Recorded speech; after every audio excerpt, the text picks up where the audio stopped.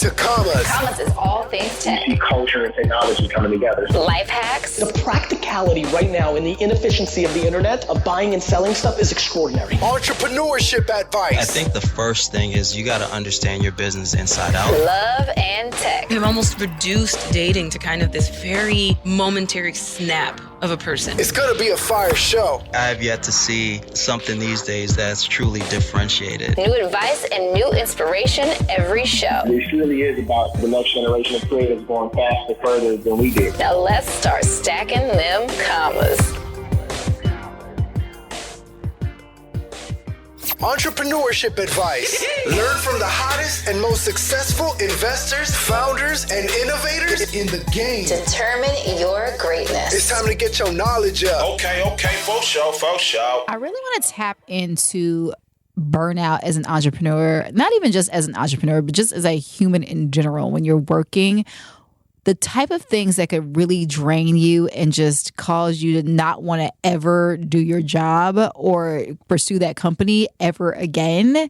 I think a lot of times we are so passionate in the beginning because it's so new, it's so fresh, and we hit the ground running. And then all of a sudden, when we hit these failures, we start to not want to do what we said we were going to do, right? Or what we set out to do.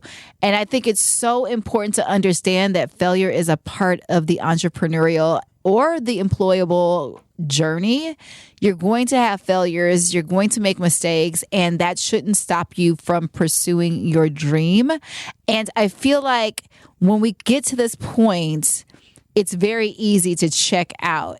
Yeah, I feel like I've been burnt out a few times, countless times, because I've been full-time in my business since I graduated college. So, I've been burnt out before. And just going on like 3-4 years. But even starting this year, you can get burnt out on a lot of different things. You can get burnt out on the struggles of like not having certain things that you want, that you have to sacrifice. You can get burnt out on, daily tasks.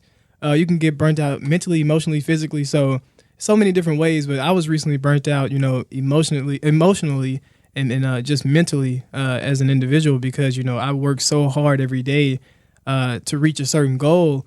And when that goal isn't met or when it's not met at the time that I think it should be met, it's like, I'm like, okay, I'm burnt out. Like, okay, I can't really mentally just think about this anymore.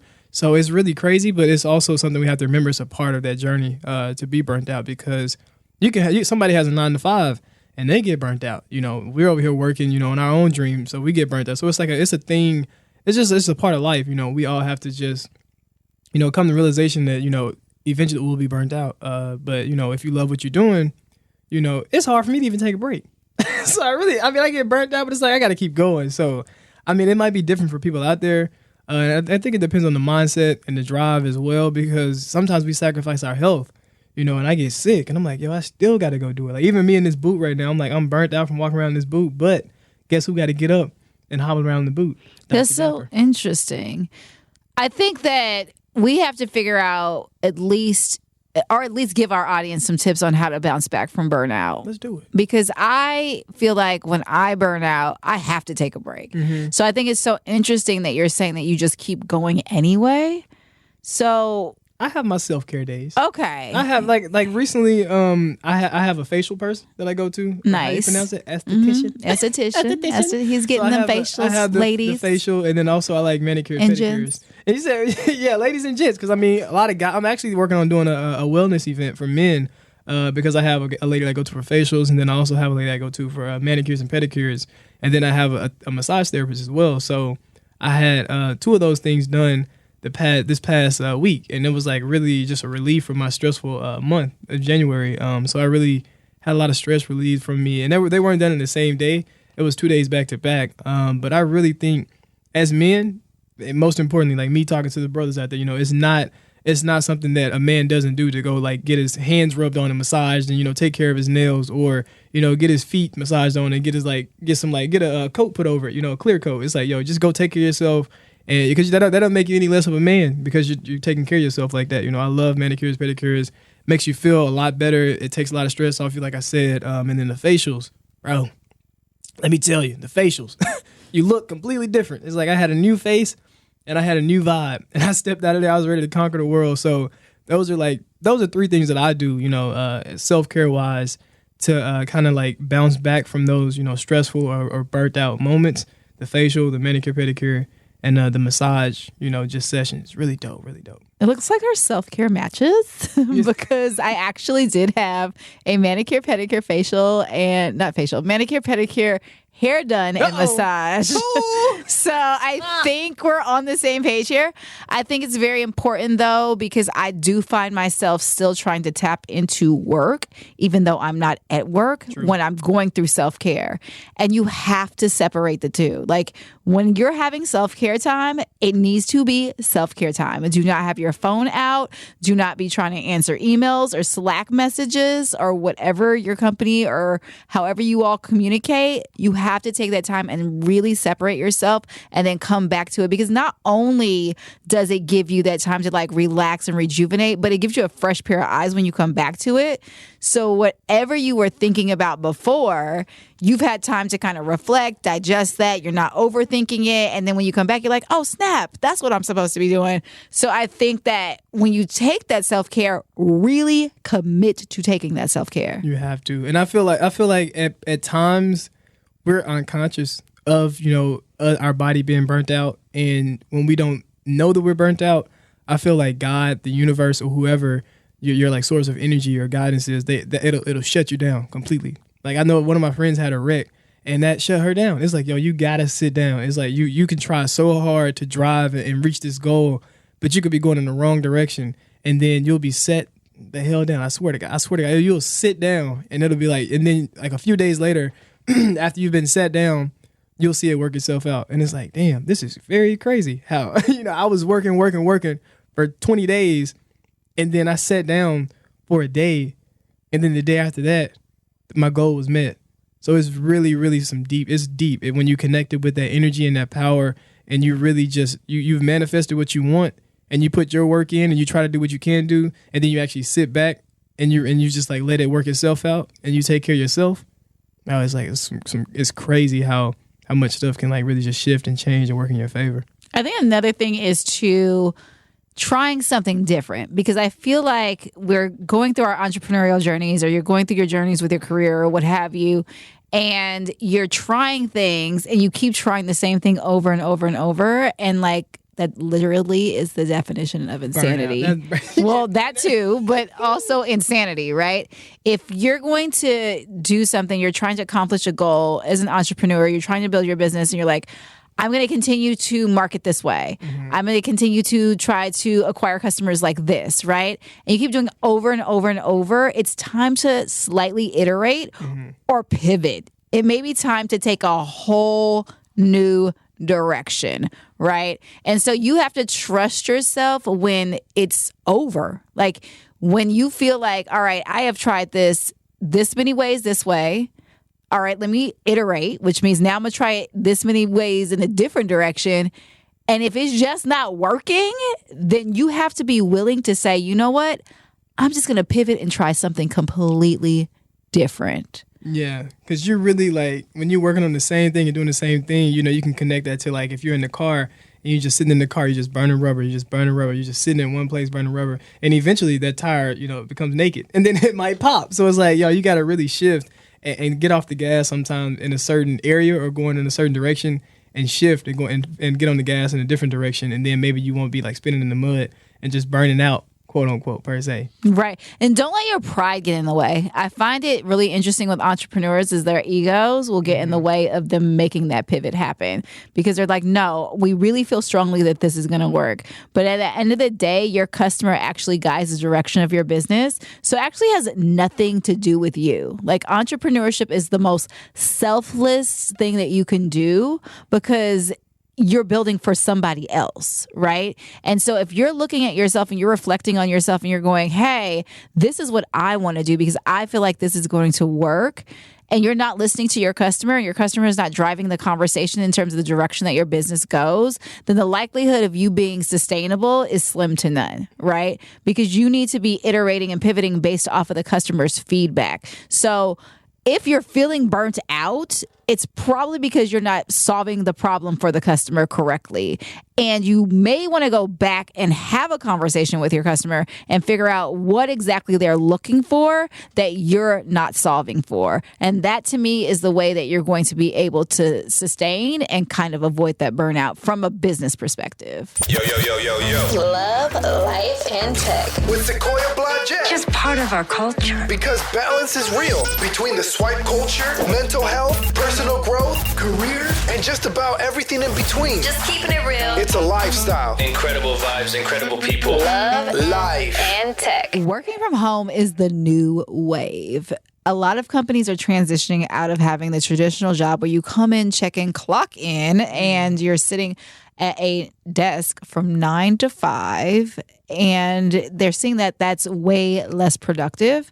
It's showing that now companies will give you the opportunity to have work from home opportunities, at least in tech companies, right? It's actually the norm in tech companies for work from home opportunities. PTO, because obviously they're trying to compete with each other. So they're giving you all these massive perks that will essentially allow you to say, hey, I'm going to stay here versus going to another tech company, because the talent is so strapped right now that everybody's trying to poach everybody. So they're like, okay, how do I give them the most amount of perks that you could possibly give them? So that's from the tech perspective. But from the entrepreneur's perspective, when you're working from home, there's so many ways to be productive. And sometimes you just got to, like, even though you're working from home, find a space that you can go and work at all the time. So, Eric, from the entrepreneur's perspective, what have you done to actually execute your work from home strategy? Yeah, I love working from home, and it allows me to be more flexible with my schedule, because, you know, if I need to go do a meeting, you know, I got all day open to where I can, like, really schedule my whole day out. Like, okay, I can have a meeting from 11 to 12. I can go get some breakfast from this time to this time. I can stop and see a friend here, and I can have my laptop. Technology has allowed people to just be like, I can go anywhere and I can work. I can be at home. I can be at the mall. I can be at Starbucks. I can be wherever. So it's working remotely is like crazy, and a lot of companies have opened that up. But, you know, as an entrepreneur and being full time in my business, you know, it's just allowed me to grow so much more, just because I have the freedom to, like I said, go wherever I want and meet whoever I want, or I need to meet whenever I need to. So, you know, one thing that I have to remind myself, working at home is like, you know, since I'm not in the office, you know, sometimes I feel like I'm not working. So I would tend to feel like, dang, I should be doing more, or what else can I be doing? When in actuality, I've done so much. And today, it's just that I was just been at home. And as soon as your clock in when you work from home is when you open your eyes. Like that's just me. You know, whenever I clock in, it's when I open my eyes and I start breathing. I'm checking emails. I'm checking this. I'm checking that. And of course, a lot of people have their different, you know, techniques. And I feel like working from home allows you to get into a technique that can help you grow more in business. You know, some people wake up, they don't check their phone. They might meditate. They might have their morning tea. They might do their morning walk or jog. And that's something you can't really do if you got that traditional 9 to 5. If you can't work from home. So I really love working from home, because you get to set, like I said, your own schedule, and you get to really tap into who you are and what you love to do, and what allows you to become more successful or have a better day, a more productive day. Because, you know, a lot of people they go to sleep late and they wake up early at 4 o'clock so they can head to work because of traffic. And that can already get you off on the wrong side of the bed early in the morning. And then from there, the rest of the 8 hours, 9 hours of your shift, you just like burnt out, and you're not really rocking with the day. So it's a blessing for sure. If you can work from home, doing what you love to do, it's like, dang, you know, this is dope. So that's from my perspective. You know, I get to do a lot more, schedule a lot more meetings, and go to a lot more events too. Events is a big thing. That's another big thing. You know, an event can happen midday, like a pop-up, for example. And it's like, yo, I need to go connect with this fashion brand. But if I had a 9 to 5, I really couldn't do that. You know, I could really take a lunch break, which is like in LA. It's like I got to walk down the street and come back, because if I get in traffic, I'm going to be stuck there for like 2 hours. So, you know, it's really a blessing, especially living in a big city like this, because everything is so far away. It's like, dang, I can't really be there and be back at work, you know, at the time I need to be back at work, because my boss is telling me I need to be back here, or this job has told me that I have a 30-minute lunch, you know, so my lunch is all day. I snack at home. I call myself an employed entrepreneur because I essentially have a 9 to 5, technically, by the definition of the word. But I've had a really blessed career trajectory. So before I was at M13, I worked at Black Enterprise and I was remote. So I was able to navigate how I needed to navigate being an employed entrepreneur. And then now that I'm at M13, I have a lot of flexibility in terms of how I'm able to structure my schedule. So the biggest thing with our firm is as long as you're getting done what you need to be getting done, you should have that freedom to navigate, right? They don't believe that you should be overworked. They think that there is such a thing as work-life balance, whereas a lot of companies actually do believe you should be overworked, right? And so I think that if you have the opportunity, you find a position or a role that allows you that flexibility where you can go do whatever else you need to do, right? And they're communicating with you. We use Zoom a lot. We use Google Hangouts a lot. We do have our meetings. Half of our office works in New York. We have a partner in San Francisco, and then we have our other office in Los Angeles. So we're all kind of remote in that sense, right? We have offices there, but we're communicating with each other across the United States. So my boss and I will get up, have a conversation, and then obviously we'll execute whatever we need to do for that day. And then on top of that, I'm a digital product manager, so I'm talking to developers in Germany. So I've got all kinds of crazy hours. Like last week I was like up at 2 a.m. having a conversation trying to close out, a project that we're currently working on. So it would be crazy for my office to be like, oh, by the way, we'll see you at 8.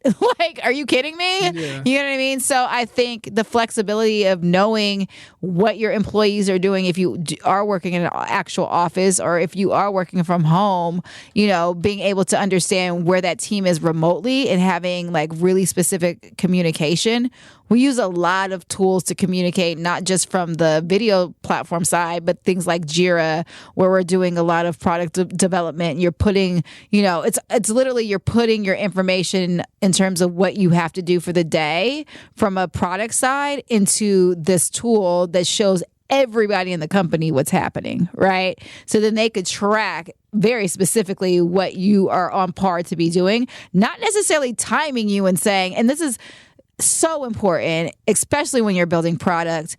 You cannot box developers. You cannot box designers. You cannot box them into a time because it takes time to actually execute. And when they feel pressured, things start to go wrong, right? Yeah. So instead, you use Scrum, you use Jira, you use these different techniques in order to plot everything out. And then your person or people are tracking what's happening and then they can see and then they feel comfortable. Mm-hmm. I think it gets real odd when they have no idea what you're doing. And that's when the problems start to arise because they're like, well, they said they were going to do this, but are they actually doing this? But if they have visibility into what you're doing, then it makes it so much more comfortable for them to give you that freedom and that leeway to be able to work from home. And then one thing I've seen, studies show that, a lot of workers are more productive when they can, just be in their own environment or get to be around things they love. Like say, for instance, one of your workers loves being around their dog. They're thinking about their dog all day. They miss them. They love walking them. They love petting them. They love them sitting on their lap beside them.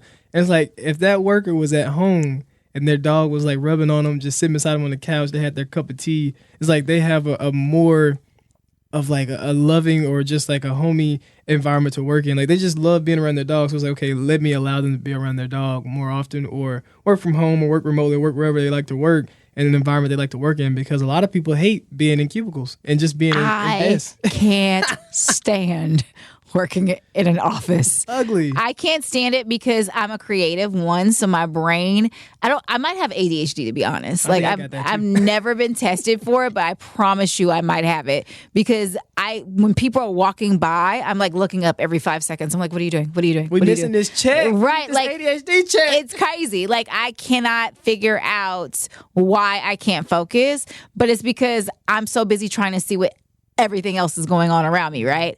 And so it makes it really difficult for me to sit in an office and actually focus and anchor down. Whereas when I'm at home, there's no sound. Mm-hmm. So I have no choice but to focus and anchor down on whatever it is that I'm doing. Mm-hmm. So that's massively beneficial to me. I will say this, for you guys who are looking to work from home, who do have a 9 to 5, you have to build up a trust factor first.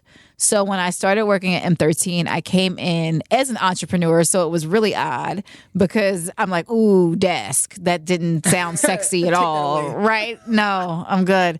And so what I did was I made sure that I was present. I was showing up. I was committed so that they built up the trust to say, okay, she absolutely knows what she's doing. And then they kind of like, okay, you want that day off? Cool. You need that day off? Cool. You got to do this? That's fine. Right? Because there was a trust factor. It's when you come in and you start asking for days off and you're trying to do all these things and you haven't built up any trust. So they're looking at you crazy like, what you think you doing? Right. Right? So I think it's super important to build that up. And then on the flip side, when you do get the opportunity to work from home, structure out a schedule. Because I will sit there, I will literally wake up, full transparency, my laptop sleeps next to me, right? That says this is more than we're supposed to even, you guys are supposed to know, but whatever. So I literally roll over, open my laptop, and start working. Right? I haven't gotten up. I haven't brushed my teeth. I haven't gone to bed. I haven't done anything. You got to use the restroom. I haven't done anything. Right? And so I think it's so important that you do that. Like you were saying earlier, give yourself that opportunity to, like, if you meditate in the morning, meditate. Make sure you have a breakfast. Make sure you go through the process of, if you are actually going to a job, get up, get out of your pajamas or whatever you slept in. Put some clothes on. You know what I mean? Like, go through that process. Shower, right? Find a comfortable space in your house. If it's the couch, if it's a desk, do these things, because when you get in a routine of actually going through those motions, you are going to be way more productive than if you're actually in the bed. Because what happens is, here's my story. Here's my truth. Here's my truth, you guys. I roll over. I open the laptop. I start working. Oh my God, it's 11? I'm still working. Oh, it's 3? I'm still working. And then I'm like dozing off to sleep. You never got up. I'm dozing off to sleep. Why am I taking a nap? Why do I feel like I've taken a nap 5 times today? It's because you're programmed to go to sleep. So if you're in the bed and you're on your laptop, then automatically your body's like, oops, sleep. Right? And so you could be working on something really important. You're like, I just want to take a nap all of a sudden. And you don't know why. You're like, it's because your body is literally programmed to take yourself to sleep when you get in the bed. So I would definitely say, if you're structuring your life to work from home, work remotely as an entrepreneur, a 9-to-5 or whatever it is, just go ahead and set that schedule and follow it. Speaking of working from home, too, a lot of companies, they're wanting to get into it, but a lot of them aren't wanting to go like completely into it. So I've seen a lot of companies. I think, was it Amazon? It was somebody. Don't quote me. Don't like write me down on a piece of paper for this. But I think it was Amazon, because they're the most adjusting company. But I think they were trying to do like 3-day weeks or just longer weekends for their employees, just to make them feel like, oh, I don't just only have 2 days to just take a break, because those 2 days go by fast. It's like they're here today and they're gone. It's like, bro, I just had a 1-day weekend, really. So could you try to pack your whole life into that weekend and things you didn't get to do during the week? And it becomes really like, I don't know, it's a cycle. People live their life on repeat. I would highly recommend going away from, all right, I'm going left from this, but I would highly recommend to not live your life on repeat. A lot of people live 50 years doing the same thing, work 5 days a week, 2 weekends off, vacation whenever they can, and they call it life. That's not life to me. That is not life. You were not meant to work for a paycheck. Like, literally, that's not supposed to be your life. Not life. So, working from home is a blessing for sure, but working the 5 days a week and the 2 weekends off, that's not life. I don't like when people work to get to the weekend. It's like, yo, you should work you should want to live every day. I don't want to just live for the weekend.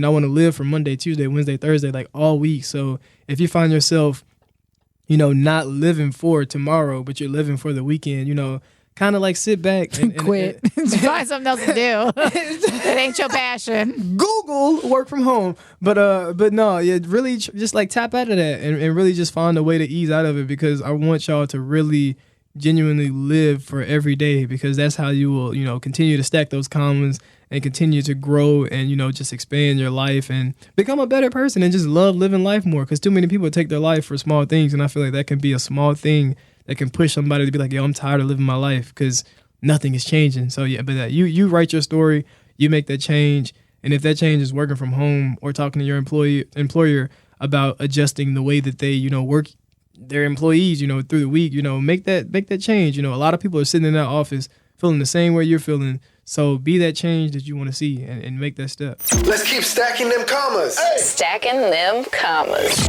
As the world continues to mourn, and of course, we've all gone through our own emotional mourning when it comes to Kobe Bryant, Gianna Bryant, and the 7 passengers who were on that flight. We at Commas definitely want to acknowledge some things that I don't really think the media has dove a lot into. Kobe had a lot of contributions to the community as a whole, from the personal standpoint all the way down to business and even the tech industry, which a lot of people weren't tapped into. Yeah. And I just want to take a minute to kind of reflect on what those looked like and just life in general, what has been going on over these past couple of days with his team, with the Lakers, the Mamba Academy, and just give you guys a larger scope and perspective, because yes, he was a great basketball player, but he was so much bigger than that. He was an icon. He was somebody that needs to be celebrated beyond just the accomplishments that I think that a lot of the media has focused on. And so I think just to dive down into it a little bit, let's just reflect on what happened at the game last night. Yeah, even just starting there, and then like prior to the game, the way that it impacted everybody in the league, like all the players crying and, reminiscing on like the times they had with Kobe, whether it's the USA games or it's on the court as competitors, or as like some of the younger players looking up to him as like a mentor or just a figure of like influence. At the game, LeBron gave a really, really deep speech that, impacted a lot of people. And, he was crying and bawling. And then Usher, he sang there. So it was really, really like an emotional night for, the city, the stadium, even people that weren't fans of the Lakers. Everybody's coming in just to be like, okay, we're showing, our respect to this man because of how great he was and the kind of impact he had on the game and Los Angeles as a whole. Because, it's rare to see a player stay in the league for 20 years, but then also sit at the same place for 20 years. So he went through everything, the ups, the downs, and all of that. So it's really deep. And it was a hard loss for not only the team and the staff, but, the fans, the LA natives, and just people around the world that were like Kobe fans and Los Angeles Lakers fans. So the game was crazy. I watched a lot of highlights from it, and everything was rolling out on social media about the game, and I was just staying updated because, I was impacted by the passing, and I've lost all my people, so I really take death different. So, for me to feel a certain way and have to like actually feel like, I want to post about this and share how I'm feeling, it was like, dang, it really impacted me. And more so the reason why it impacted me so much was because his daughter was there with him. Rest in peace to Gigi as well, because she was going to be like a mogul, an icon, or like trailblazer for women, whether it's in the NBA or the WNBA, because a lot of girls have aspirations. And, I even look at LeBron and his son and the way that, his son is like a spitting, like he's just like a reflection of him. And I feel like Gigi was going to be the same thing, when it comes to Kobe, and he was doing a great job with raising her. And when I heard that, when they found him, that he was still hugging her, and I was like, dang, this is like really, really, really deep. And I was just thinking about those last moments, like what he was thinking, what he was saying, his actions, what was going through his head. And, so it gets deeper than that, than just the surface of like, oh, we lost Kobe. It's like, yo, the way that we lost him is like really, really deep. So, watching the game, it was crazy, man. I know they couldn't even play how they would typically play, just because like that's something that's real heavy on your heart. And LeBron being like they're like brothers, So I kind of picture me losing a brother and the way I would react. And then somebody expects me to go perform at my top, level. It's like, bro, I can't, because I'm just bawling, just crying. And he got a tattoo on his thigh that says Mamba for life, and just so many different things that just going through your head in that moment. It's like basketball is the last thing that you think about, winning the game. It's like the last thing you think about is like, I want my brother back, So it was really, really an emotional night. Wow. So just to recap, we all, I don't know if you were under a rock or somehow missed what happened. Kobe Bryant was killed in a helicopter crash in Calabasas, California on Sunday, this past Sunday. But everything has been like chaos in terms of where the city's feelings are, what's happening emotionally, and now it's starting to simmer down. All of that like energy is starting to kind of come to a calmer place and a place of acceptance, I would say. And with us at Commas, we don't want to harbor on that loss because it is a very heavy loss. It was a very heavy loss for Los Angeles. You saw the buses riding around over the past week with the RIP Kobe on every single bus. The signs were everywhere. The poster boards were everywhere. It just was a constant reminder. So we're not going to harbor on that and remind you of the very unfortunate loss that happened. We're actually going to highlight some of the key things that he did for the community, the tech community, and his, obviously, family. So Mamba Academy was a huge one. He was also an entrepreneur and investor. People who were familiar or in the tech community know that he was a part of Jeff Stibel's company, and he was making investments as a venture capitalist in LegalZoom, Scopely, Art of Sport. He was an investor in the Honest Company, Ring DNA, Focus Motion, all of these apps and platforms that people had no idea that that was actually something that he was involved in. So I think it's super important to know that he was so much bigger than just a basketball player. Not to say that that's not a success story, because it's a huge success story, but he spanned it so much further than that. He contributed to the community in a massive way with Mamba Academy, and he will definitely be missed. Driven through the building. It's time to say it with style. Dr. Dapper is checking in. Dr. Dapper's here to swag you up with a fresh perspective from fashion to lifestyle and entrepreneurship. Look good. Now let's hit the runway and say it with style. What's up, Commas family? Dr. Dapper's checking in. Say it with your style. I got a real good guest, a special person in my life, real good friend, mentor, brother, and his name is MJ Harris. I'm sure y'all heard that name before, but I'm going to let him introduce himself so y'all can get to know who he is, because I know who he is, but I want y'all to know who he is, coming from the man himself. So tell him who you are, MJ. Well, for those of you, if you're not in the 12 million people who watch me every month. Booster. No, I'm MJ Harris. So what I do is I do content that's primarily focused on women, but everyone watches. It is empowerment content. So everything from content that teaches you how to make more money to how to get a man and keep a man. You know, my job is literally to help you live your best life. And if I can make you laugh along the way, that's even better. He make him laugh a lot too. You know, you get to learn how to make money and stack your commas, but you definitely get a laugh in there every day. So we're gonna jump right in. Let's talk a little bit about the lifestyle you live and how you promote it. You know, how has that, affected your bank account? And, what would you tell people out there listening, about their lifestyle and, anything they could do to adjust to help that, Well, the biggest choice I made in my lifestyle that has allowed me to have financial abundance. I think that sometimes nowadays we talk about abundance and like spiritual abundance, happiness. Yeah. No. This is money. I'm talking about money.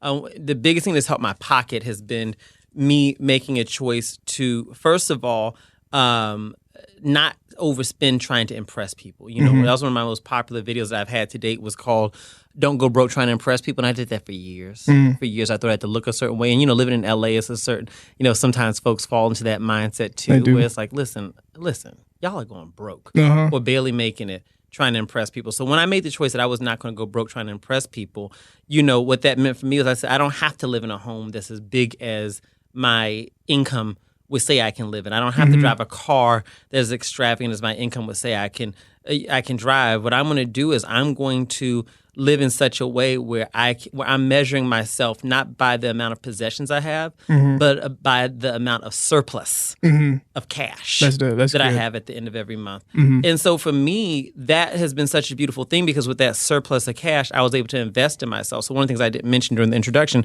is I own a financial services company. It's called National Care. It's one of America's largest African-American owned financial services companies. I've got over 2,000 team members who are selling my products every single day. And that was how I supported myself while I was growing my on-camera, presence. I wasn't making money on YouTube and Facebook back then. Yeah. And so for me, through saving money and investing it into the brand, that's what allowed me to create a very profitable production business that now allows people to see me all over the world. So I guess that's the key to my lifestyle is don't overspend so that I can invest in myself. That's dope. That's dope. So take notes if you're listening. Be sure to do that. And since we're talking about lifestyle and spending, what are those things that you really like to spend money on though? Because I know everybody has Jesus. their So I have stuff. so many damn perfumes, and yes, perfumes. Okay, as I'm not one of these people who believes that I'm not thrown off by marketing. So just because someone tells me it's a perfume or a cologne, I don't care. Yeah. I want what I want. Yeah. And so with that said, I mean, I spend a lot of money. Yeah, I was with you the other day. Oh my Jesus! I like this one. I was like, just give me this, give me this, give me this, give me this. Sunglasses and perfume. Yes, I spend mortgage payments on those damn things. But so that's probably one of the areas I splurge on. I splurge on travel. I'm not going to travel too schleppy. You know what I mean? If I travel, I'm going to travel good. I'm sitting on a camera 5 to 6 days a week. It's a very intensified lifestyle, that I kind of live doing this work. So when I travel, I want to make sure that I'm comfortable. Facts. And I spend taking care of my family. And my mom's on my staff. We have other folks who are close to me here on my staff. I take great care of the people who are close to me. MJ, when I first met you, you were more conservative on social media, and now as the months and the weeks and the days have gone by, you've gotten more kind of transparent and just become more of a, I don't know, explain why have shifted or why and like how, what made you do that. So the thing is, what for folks who've not seen this part of my journey, what it is that I went from being in suits every day and not talk and never curse ever on camera to now, I have some of the most explicit story times you ever heard in your life. Okay, it's like I say, I'm like a real life raunchy grocery store sex novel sometimes, but it's very entertaining. I always have lessons. So here's the thing: it wasn't as much a shift as folks would think. I started out in this business as a YouTuber 11 years ago, doing comedic storytelling, and back then I used to curse on camera. I did. And it was really funny stories. It was just comedy. That's all it was. There was no inspiration really to it. And back then, the person who was really managing me was my ex, and he was a brilliant marketing mind. And he said to me, "Sweetheart, you need to be inspirational." He says, "You're really inspirational, so be inspirational." He says, "Be authentic, but be inspirational." So I was more inspirational. He says, "You're naturally that. Just do it." And that worked really, really, really well. I found that I had a gift in there. So as years went along. I didn't call myself trying to be conservative. I modeled myself after the people who I saw on camera. I saw Les Brown, I saw Oprah, I saw Iyanla. And so I said, oh, well, they always wear shirts with you don't see their clavicles, you don't see any cleave. They always address a certain way. So I wasn't trying to be conservative. I was trying to align with brands that reflected what I wanted to become at that time. And then what ended up happening was I was always very transparent on camera. I always told pretty much all my business. And I was at a point where my insurance business was growing tremendously. And this was right after I had gotten featured by Oprah. And my business is growing rapidly. We're spending all this money to keep the business growing and going. And I'm going broke because the business required more money to keep it growing than income was coming in at that point in time, which can be a very challenging part of scaling a business. And so I'm like, this is so embarrassing. You are literally at that point at what felt like the peak of my commercial appeal, just did Oprah, all this other stuff. And you are literally broke. And so I'm like, I'm going to have to file bankruptcy. That was quite clear. And I knew if I filed bankruptcy, I'd probably have to give up the car. I didn't know what would have to happen with my home. So I was in a penthouse level building right on the water, right on the Potomac River in D.C. at the time. And so I said, it's going to be a big lifestyle change. So strategically, I made the choice. I said, why don't I go on camera and talk about going broke, trying to impress people and overspending money? Because that was a part of what I had done. And so I put on a nice suit because I'm about to go on camera and tell one of the hardest things I've had to share, very revealing, that could sink the brand, but I didn't know what else to do. And I happened to have a suit on in that video. It wasn't that I was trying to be a certain way. Just I was going to tell something important. And growing up, in the black church, when you say something important, you wear a suit. And so I wore this suit on camera, and I told that story. And I just figured, okay, I'm going to go file for bankruptcy. And then within a couple weeks of putting that out, Angela Yee from the Breakfast Club shared it along with another site that's not even up anymore called The Knowledge Room. Because of those two, I got about 40 million views on that video within the next 30 days. And then I had thousands of people buy my products, buy my insurance products, and join my team within like the next month or two after that. So it really recharged my business financially in a major way. But here's the thing that came out of that, to get to answer your question. What ended up coming out of that was that people started coming to me. You have, various people in the industry coming to me saying, we want you're like the Black Susie Orman. You're like the Black Dave Ramsey, which are financial brands, and you could really kill it because no one's in this space who looks like you and who talks like you. And I was like, well, I'm not a financial brand. I did videos about I'm about to go bankrupt. Like, I don't know if I'm exactly like the hallmark of financial responsibility. It doesn't matter. We can brand you this way. So I got a very smart team behind me, and I was packaged into a financial brand. The thing is, I know a lot about money. I didn't know about how to manage that volume of it. I have 5 licenses in finance. I know more about money than most people know.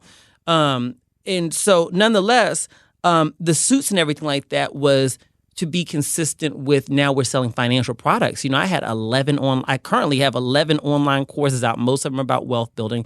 I did a large national tour about my wealth building tour. Everything I was doing was about money. So me looking like that and not cursing and not talking about the topics that I had started out talking about, which was cursing and more real life stuff, I had to pull that in because what was actually working financially was the financial content. So I wasn't trying to be conservative. I was just trying to be on brand so I can keep on bringing in income to get out of a hole and sustain my business. I was doing what I thought I had to do. So how that shifted was things were going well. I had released my 11th online course, and sales for the courses started to go down at this point. People weren't buying them quite as much at that point in time. I think I had tapped out that market.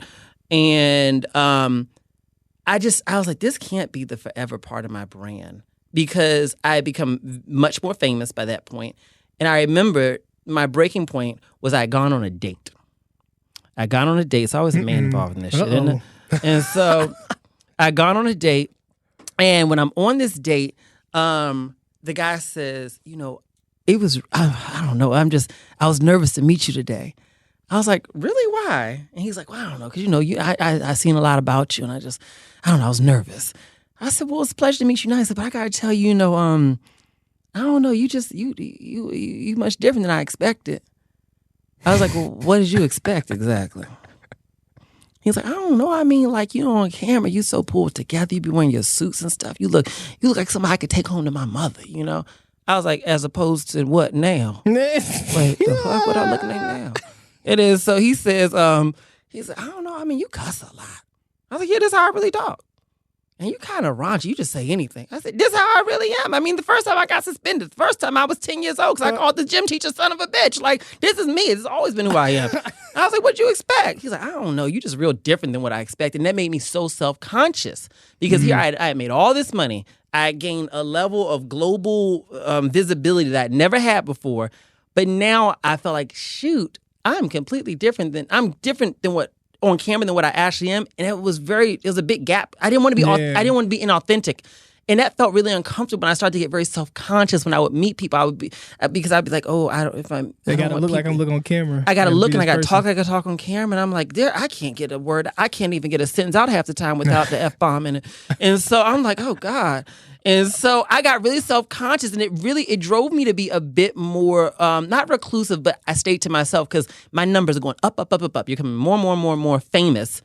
And every time people come up to you to ask for a picture and talk to you in the street, my first thought is, I hope that I don't disappoint them because I'm not what they see. And that gave me a lot of anxiety, believe it or not. And a lot of famous people struggle with that when there's a gap between the persona and who they actually are. And so I decided for myself, I was like, you're pretty young. You can't sustain in this industry this way because this makes you uncomfortable. Some people are comfortable having that gap. I wasn't. So I made a choice for myself that I was going to be authentically me, whatever that meant. And I said, if that means that you lose half the audience, well, you will be fine. You will be fine, okay? And I didn't think it was going to grow at all. I just thought it was a move for me. And so little by little, I would open up and share more. Maybe it was a story about a breakup. Maybe it was talking about some financial matter that I was going through that other people might have been ashamed to share about. Like when I shared the story about my home, almost getting foreclosed on, during the early days of learning about money. Or maybe it was, recently me confronting the person who raped me on camera. I confronted him. Yeah. That was a deep one. Yeah. I said, I'm going to do whatever authenticity looks like for me. And every time I did it, it felt good. I never felt uncomfortable on camera. That's my litmus test. Do I feel uncomfortable on camera? I never felt uncomfortable on camera. And the response was good. The numbers went through the fucking roof. That was unexpected to me. It was unbelievable. And we were really afraid. We were bracing at my insurance business. My mother is my general manager. We were bracing for, sales may not go up. So you better go balls to the wall with this and make sure you have some other products to sell because your insurance business may decline because you're not the conservative image that you would expect of a financial services CEO. The business has grown tenfold since then. So to me, I made the choice and stuck with the choice because A, it felt right. And B, financially, I felt that it was God's way, the universe's way of saying, you know what? You're on the right track. And I'm going to reward you with abundance because of that. Yeah, I feel like it's very important to be yourself, from the beginning, but also when you find that, if you're halfway in between your journey too, to just go ahead and be yourself. So I've seen a lot of benefit from me just being myself and who I am. You're 100% yourself. That's one of the things I've told you even when we filmed together. I said, you do a really good job at being 100% yourself. I remember we were editing a clip that you were in one time. It was when we went to Vegas. And Nehemiah was editing. And he's just laughing. He had the headphones on. He's like, this dude is funny. Because just the little comments you say. And I said, and I paused him for a minute. And I said to Nehemiah, I said, do you know why you like watching him on camera so much? He said, I don't know why. I said, because he's himself. It's the same reason why people enjoy watching me and other folks on camera.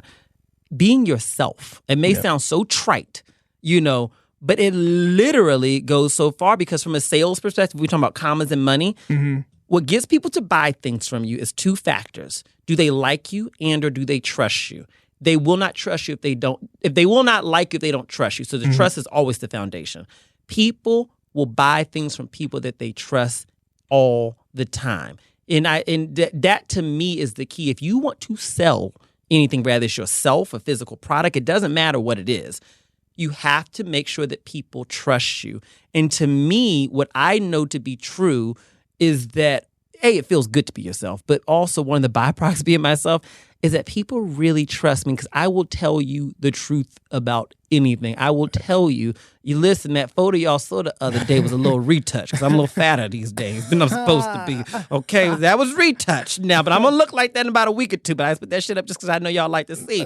I'm going to tell you that. I'm going to tell you when I had my heart broken. I'm going to tell you whatever. It doesn't matter to me. And the other benefit that I love about this, about being yourself, especially for public brands, people who are in front of people. It doesn't matter if it reaches 5,000 people or 5 billion people. The reality is that we live in a generation of a whole lot of people who want to have gotcha moments with you. They want to use your story against you. There's not one fucking thing that anyone can use against me because everything has been put out there by me. And if you dared find anything you could put out there about me that I had not put out yet, I can come out swinging and say, oh, yes, absolutely. Here's my online course to teach you how I got through it. And I will capitalize on you trying to exploit me. You see what I'm saying? Yeah. I have built a brand out of authenticity and openness. And it insulates me from the destructive quality that secrets can have on a brand. That's dope. And then I've recently seen, which a lot of people, 12 million people have seen. Oh my Jesus! Just started to step into a more fashionable lifestyle. So I know you don't spend a lot of money on clothes. So I mean, kind of tell me about the fuck. Was this a read? Please elaborate and undig that fucking hole. So you spend a lot of money on clothes too. Tell us about the fashion lifestyle and how you step into it. So the way that I handle clothes is because I'm on camera. He's right. I do not spend a lot of money on clothes because there's a couple of benefits. I was like, let me just mess with you. No, so it's like I know you wear some trash ass clothes. You look nice. If y'all can Thank see you, him darling. Right now, I look fabulous. Right no, so I wear a mixture of things. So I may be wearing a $600 shoe with a $15 pant. You see what I'm saying?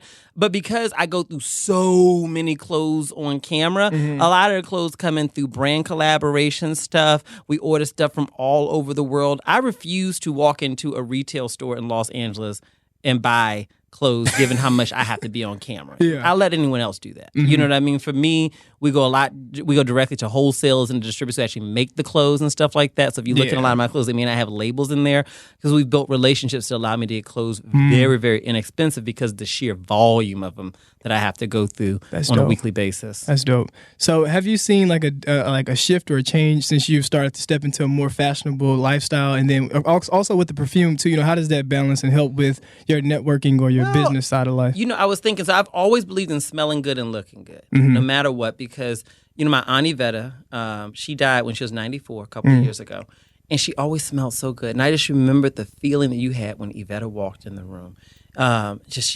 You inhaled, that's Yvetta, that's Aunt Yvetta. Success. And I loved it. And for me, I said I always want to smell really, really good, because when you smell good, you could be wearing sweatpants. People like, oh, shit, what's that? Exactly. Who's that? And so to me, I just believe that when I'm in someone's presence, especially when, you're a brand, I'm a brand, we are our brand, So when I'm in someone's presence, I want to make sure that every single part of their experience around me communicates my brand and the feelings that I want to create with that brand. Exactly. So the smell has to communicate comfort. The clothes have to be beautiful. Absolutely. You know what I mean? Every single part of me has to communicate the quality of my brand experience.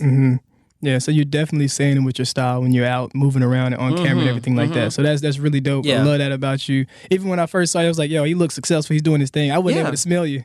say you successful, man. But through social media, people have watched me on camera. They say, you look like you smell good. And I say, baby, I actually do. I actually do. Thanks for noticing.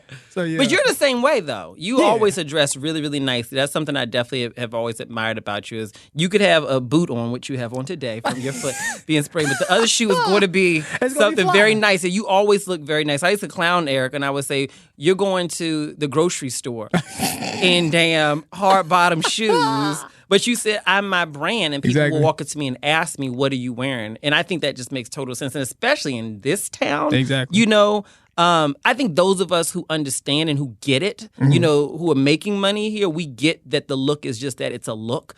But there's a lot of people who don't get that. Yeah. And unfortunately, they're still decision makers here. So you have to play to the lowest common denominator here. And the lowest common denominator is that aesthetics wins people's approval. It does. You have to play to it. It does. Yeah, that's dope. That's dope. So we can end on this note, give one word of encouragement and then also where they can find you on social media so they can get more of that encouragement and laughter and things like that. So finding me on social media is very simple. It's MJ Harris Speaks.